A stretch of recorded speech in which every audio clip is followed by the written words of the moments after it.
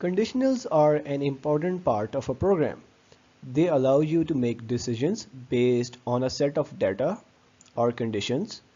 In this lecture, we will focus on how to use if-else statements in our programs. The syntax is given right in front of you. If, after that, the condition, there is no need to use brackets, and then a colon. After that, if your statement is true, all the code which is in the indented body will execute. If, however, your condition is not true, then you need the else statement. And in the same way, all the code in the indented body will execute.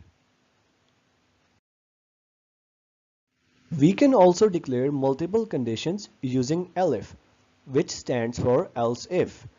Primary condition will be after the if statement, whereas the secondary condition will be after the elif statement. And finally, you have the else block. This is an incredibly simple program which takes a number input from the user and checks whether if it is even or odd. In this case, our condition would be if the number is divisible by 2, then it is even. If not, it is odd. So we are using the modulo operator, and if the remainder is equal to 0, then it prints A is even, where A is the number which has been inputted by the user. Else A is odd.